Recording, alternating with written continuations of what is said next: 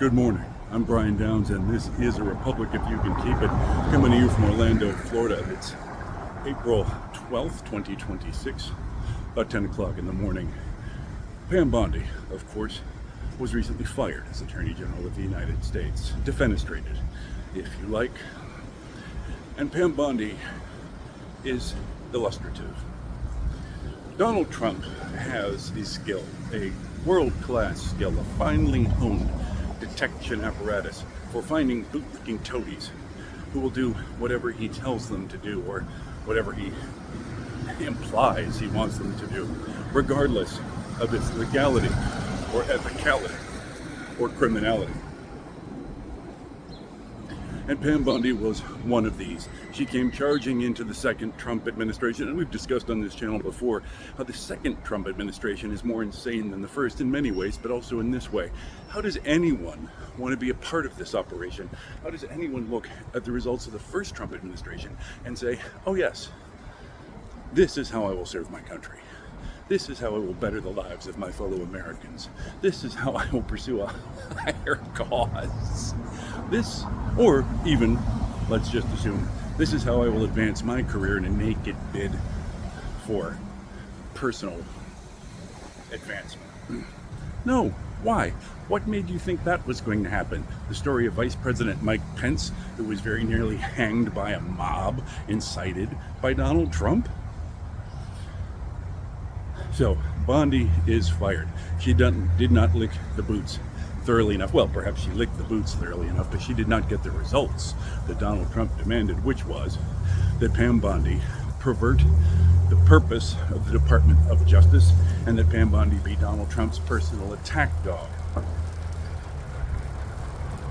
Abandoning the concept of objective truth and higher justice, which is the purpose of the Justice Department, to simply do what she was told, more on the Stalinist model of what justice might be, to give rein to Donald Trump's allies and to attack his perceived enemies, including the farcical cases against James Comey and Letitia James, who Pam Bondi tried to put into prison on absurd charges that went nowhere because, thankfully, the rest of our judicial system is not a sycophant.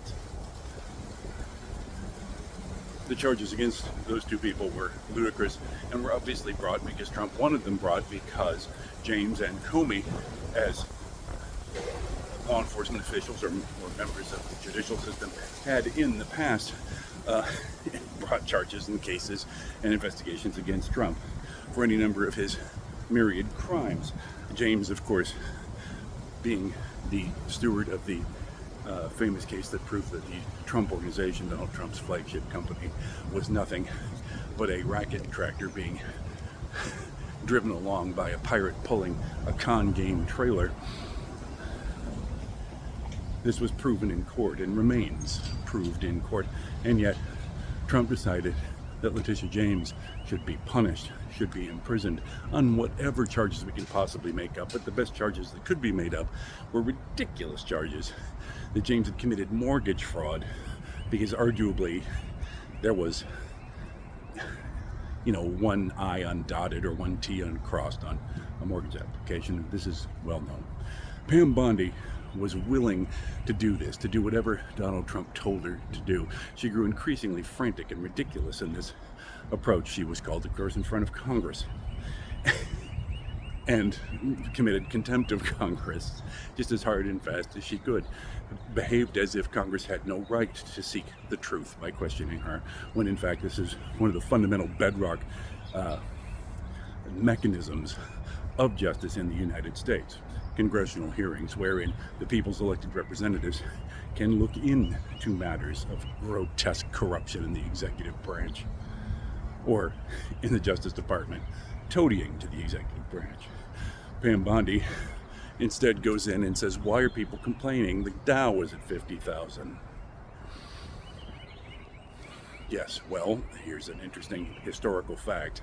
Adolf Hitler did a lot for Germany. Yeah, I know.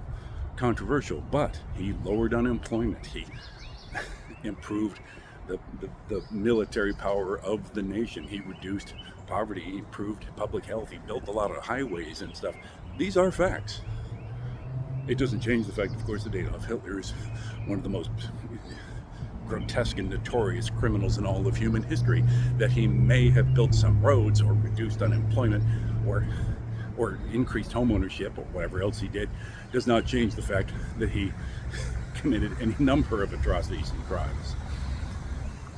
Similarly, if your neighbor was a nice fellow who lent you a ratchet set or a hibachi now and then, and you discovered that he had 3 teenage runaways buried under the garage, you wouldn't go, yeah, but he lent me that ratchet set.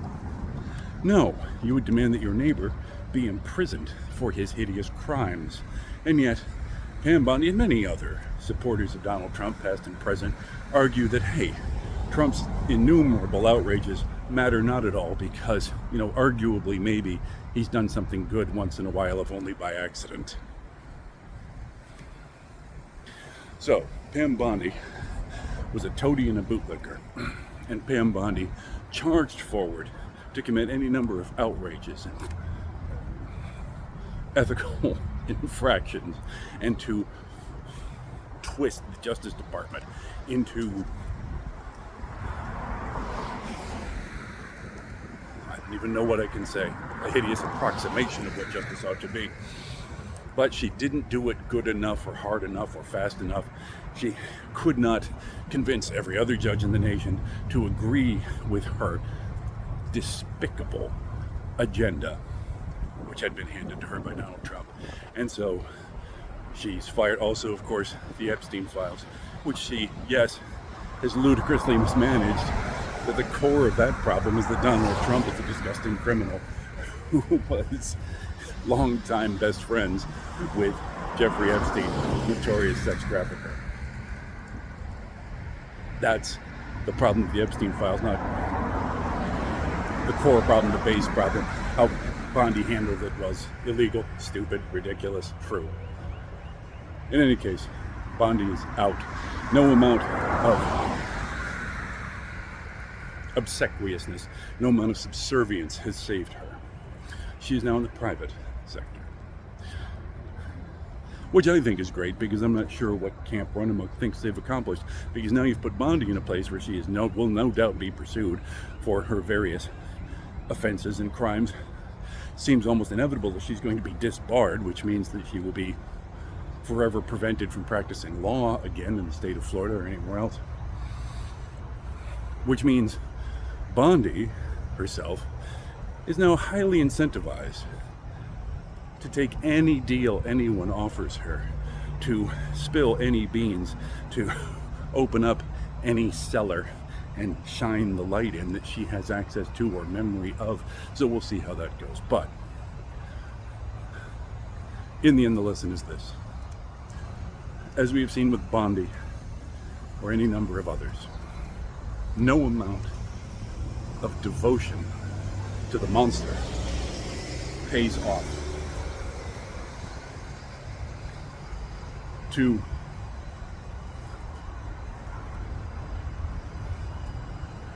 swear yourself to the Trump cult in a high and highly visible position is doom, because that's what you deserve for carrying out these orders that are designed to lay siege to democracy itself. Who's next? I'm hoping for Hegseth. Who's next? Let me know in the comments.